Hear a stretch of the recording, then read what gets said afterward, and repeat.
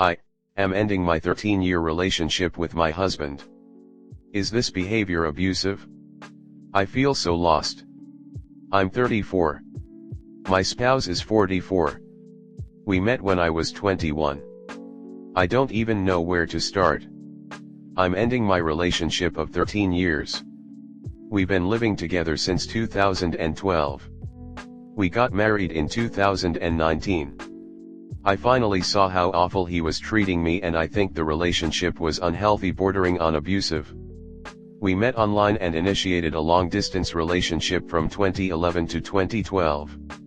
I was in college, he was serving in the military. I rented an apartment when I graduated, and I applied to college programs near me on his behalf so he could use his GI Bill. He moved in, was accepted to school. For 4 years he received a hefty living stipend because of the GI Bill. During this time I got a job as a recruiting assistant and earned $40,000. We stopped having any physical intimacy 7 years ago. I told him this was a big missing piece for me, and he had lots of reasons. I'm not interested, I'm too tired, I don't like, and it never felt good.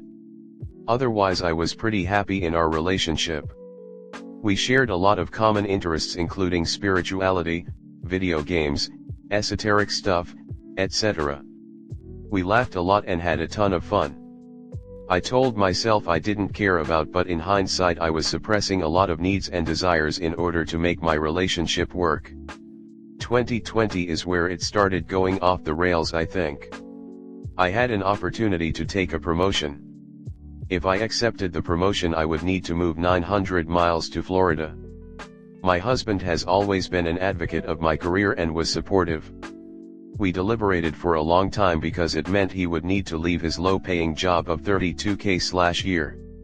He disliked the job he was in, but was really just trying to stick it out because he would get a pension at the 5-year mark. My earning potential was much greater than his because I'd found early success in my career. After doing the math we decided to make the jump. So we moved to Florida in February 2020, I increased my income from $75,000 to $92,000 with the promotion. The day we landed in Florida everything shut down for COVID. I also learned that we lost a key client, so my employment would be ending in 6 months. He found a job with the state of Florida 2 months after he arrived, low paying, earning $28,000/year. I busted my ass to find another job. Somehow I found one and managed to increase my income through the job change from $92,000 to $125,000. During this time I fell into a very deep depression and started experiencing suicidal thoughts for the first time ever. I missed my friends and family and felt totally isolated. He suggested we move home. I felt so guilty about him having to leave another stable job for me, but he said it was fine. He'd always wanted to have a business running paid Dungeons and Dragons games online, and I encouraged him to do this because it was his longtime dream. We didn't need his income and this was a job he could pick up and take with him. We did the math again and he created a plan that he thought would earn him around $25,000, $30,000. This is where it starts to go south, I think. We moved back home, eventually bought an amazing condo on the river. We used his 0% down VA loan to do this. We put a $40,000 down payment down, which I had saved on my own over 4 years. After we bought the house, the weight of the financial responsibility took its toll on me. After moving home, I was promoted again, this time bringing my single income to over $200,000, total comp. His income was irrelevant at this point and his business started to slow down to where he was maybe contributing $10,000 annually from his games plus his $400/MO disability payment from the VA. While his income declined, he became less and less motivated to do anything. He would wake at 10, walk the dogs, go back to sleep or lounge on the couch the entire day while I worked. He barely lifted a finger and our home began to look like a crack house because of how dirty/messy/cluttered it was. He wasn't caring for the house, wasn't cooking. We ordered food out every night and spent close to $35,000 on food in 12 months. I started to break down at this point and started begging him to contribute more. The stress of my career was extreme, and there were days I was working 12-13 hours. I started to resent him and I told him so, that I was worried about our relationship and that I was very unhappy. We talked about this a few times and he said I didn't love him and only valued him for what he could contribute. This gutted me, the idea of me being someone who only valued someone for their money, so I tried to look past it. He did pick up a few chores, walking the dogs, taking the trash out, cooking. For lunch he would make me eggs every day and for dinner, a hamburger. Before this he tried other dishes. He would make 3 days worth of chili, canned tomatoes, black beans, salsa, ground beef, in a crock pot for us to eat for lunch and dinner every day. He did the same thing with beef and potato stew. I told him I didn't like the chili for 3 days in a row because it gave me diarrhea and that the beef was too tough after 2 days. He started making hamburgers for dinner every day, and when I asked for variety he told me he couldn't give me any variety because I was too picky even though I shared recipes we would like. He said these would take him too much time. So for a year we ate hamburgers every night. In March 2023 I asked him to go to a music festival with me to see my all-time favorite band. He came with me to the festival. The band was playing at 9 p.m. on Friday night. We got there around 3 p.m. to shop, eat, see other acts. At about 4:30 p.m. it started pouring and the music was put on hold. He started yelling at me about how bored he was and why would I ever ask him to go to an event hours before the main act.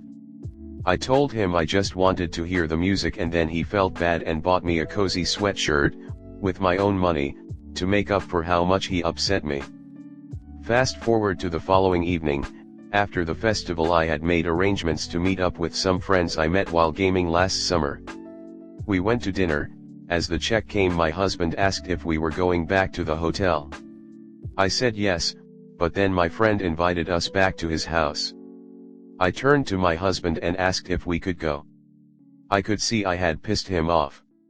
On the way over to my friend's house he berated me for 20 minutes about how I'd bait and switched him and how selfish I was for changing the plan after he had already set his mind towards returning to the hotel. Inside my friend's house he was charming and engaging and everyone loved him. They asked why I was so upset. I couldn't explain. I thought it was wrong of me to change the plan on him, so I accepted his behavior. The next morning I told him how much he hurt me with his words and how scared I get when he berates me. He said he isn't berating me, just the situation, and that I should just let him vent because it's not good for him to keep it inside. I said okay, I'd try to manage it differently next time so as not to catch him off guard. Since then things have gotten progressively worse. He stopped showering for days at a time, barely left the couch, so I asked him to look for a job at least 3 times because I didn't feel he was contributing. He told me my expectations were too high and that he was contributing plenty and pointed out all the things he did. They included these and only these: walking the dogs in the morning and afternoon, ordering groceries from Instacart, taking out the trash once a week, cooking me eggs for lunch most days, cooking a burger for dinner. When needed he would go to the store and pick up prescriptions.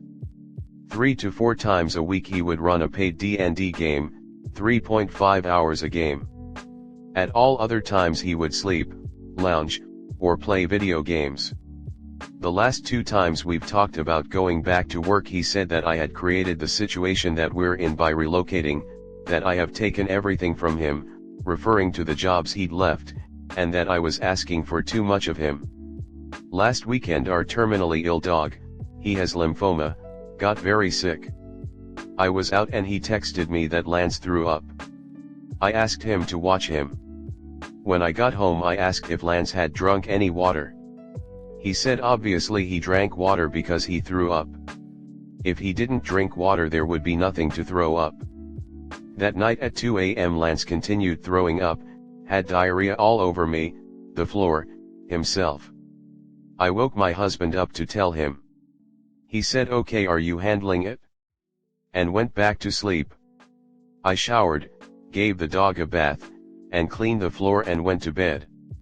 Lance was barely moving the next morning when I woke at 8 a.m. so I woke my husband again to tell him I was taking Lance to the emergency vet. I asked him to come. He rolled over. I reminded him that he made me go to the emergency vet for our previous terminally ill dog alone, and that he promised her would never leave me alone at the emergency vet again with a terminally ill pet. He looked at me and said, "I'm going back to sleep." That was the last straw. I took Lance to the vet, went home, packed a bag, got my other not sick dog, and my work essentials and told him I needed time to figure out what I wanted to do, that I felt unsupported, that I was unhappy. I left for my parents. The vet called the next day. Lance gotten into chocolate and that's the reason he was so ill. I shared the news with my husband. The next day, our other non-sick dog was really not adjusting well to the change of location, so I asked my husband to keep him at the house with him. My husband picked up the dog, and then texted me that this dog had now also gotten into the same bag of chocolate, and he didn't realize the dog was going to go for it. I decided that night I likely wanted a divorce because I couldn't handle his lack of responsibility any longer, but first I wanted to try to have one more conversation to see if we could fix this. We went to lunch yesterday and I outlined for him what I needed him to do in order for this relationship to have a chance. I told him he needs to take care of his mental health, he needs to really own managing the house and food like it is his job or go to work because I can't stand seeing him lounge all day while I bust my ass to cover all the bills and financially support him. He responded by telling me again that this situation is all my fault, I created it, I'd taken everything from him, and then the final dagger. So I am getting divorced finally. I've had this nagging in my stomach I've been trying to ignore for 5 years. I've been having panic attacks trying to ignore it, I think. I never thought I was going to be able to leave. I was trapped in my own mind and too scared, but I've done it, at last. I needed to write this to process, but upon reflection it seems like I may have been stuck in a cycle of guilt and abuse. Comment. Take some time to be sad and feel all the things you're feeling right now, then take a deep breath and enjoy life again. You are still young and have the best years of your life ahead of you. There are lots of good men in this world who would love to be a partner to a good woman. My husband is the same age as your husband and he works hard every day, loves working hard. He makes a very good salary and works lots of overtime by choice. We aren't struggling financially, and still constantly asks what he can do to help me, to take some of the load off of me. I know you feel, right this minute, like your life is over, but it's just beginning. You take what you've learned and make sure you never settle for that kind of treatment ever again. You will be okay. Much love and best wishes. I'm sorry you've gone through such a bad situation. Have you told him yet? I'm guessing no. Wait till you see what happens when you do. You're in for a shock. Believe it or not, he has no idea you are this far gone. Good luck to both of you. You didn't let anything get like this, sweets. He made active choices to be a shitass. You are not at fault for someone else's actions. You have been trying to survive him. That's all. The shame and embarrassment is textbook for victims of this kind of abuse, my angel. It is to be expected because you feel like you somehow could have changed the outcome. Or that you should have seen the signs. Like, if abusers were upfront with how abusive they were 100% of the time, nobody would ever end up in abusive relationships. This is not your fault. You are valid, valued and loved. Nothing he has done can ever take away from your worth. You are a goddamn treasure. A mistake? Ma'am. You're seeing yourself as worth more finally. You've settled for garbage treatment for so long. At a certain point, you have to respect yourself and move on. 'Cause you know what'll happen if you don't? Nothing will happen. And another 10 years will fly by. You said yourself this was abusive. And from the context of the text, it was the worse.